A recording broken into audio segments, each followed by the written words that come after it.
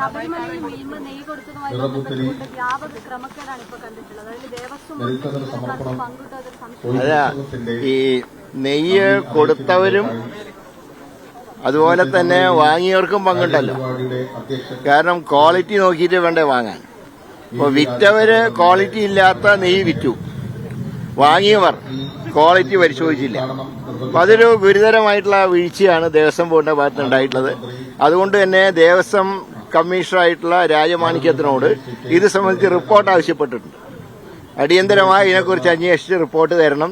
ഏതൊക്കെ കാലഘട്ടങ്ങളിലാണ് ഇങ്ങനെയുള്ള വില കുറഞ്ഞ നിലവാരമില്ലാത്ത നെയ്യ് വാങ്ങിയത് എന്നുള്ളതിനെക്കുറിച്ച് വിശദമായി റിപ്പോർട്ട് തരാനാണ് ഞാൻ ആവശ്യപ്പെട്ടിട്ടുള്ളത്. അതനുസരിച്ച് നടപടി ഉണ്ടാവും. ഞാൻ മുഖ്യമന്ത്രിയുടെ അക്കാര്യം സൂചിപ്പിച്ചിട്ടുണ്ട്. മുഖ്യമന്ത്രിയും പറഞ്ഞത് അത് അന്വേഷിച്ച് റിപ്പോർട്ട് തരണം, നടപടി ഗവൺമെന്റ് എടുക്കുമെന്ന് മുഖ്യമന്ത്രിയും സമ്മതിച്ചിട്ടുണ്ട്.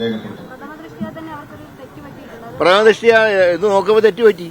കാരണം വിറ്റവര് ക്വാളിറ്റി ഇല്ലാത്ത സാധനം വിറ്റെങ്കിൽ എന്തിന് ക്വാളിറ്റി ഇല്ലാത്ത സാധനം വാങ്ങി? അതൊരു ചോദ്യമല്ലേ? അപ്പോൾ അത് വലിയ ഗൗരവമുള്ള കാര്യം തന്നെയാണ്. ഗവൺമെന്റ് വളരെ ഗൗരവത്തിലാണ് കാര്യം എടുക്കുന്നത്. വിശ്വാസികളുടെ വിശ്വാസങ്ങളെ ഹനിക്കുന്ന പ്രവർത്തനങ്ങൾ ഉണ്ടാവുന്നു. അതൊരിക്കലും അംഗീകരിക്കാൻ നിവൃത്തിയില്ല. അല്ല, ദേവസ്വം കമ്മീഷണറോട് ഞാൻ ആവശ്യപ്പെട്ടിട്ടുണ്ട്. അല്ല, അദ്ദേഹത്തിന്റെ റിപ്പോർട്ട് തരട്ടെ, എന്നിട്ട് എല്ലാ കാര്യങ്ങളും ആലോചിക്കാം. ഏതായാലും പ്രഥമ ദൃഷ്ട്യാ തെറ്റ് ചെയ്തിട്ടുണ്ട്, സംശയമില്ല.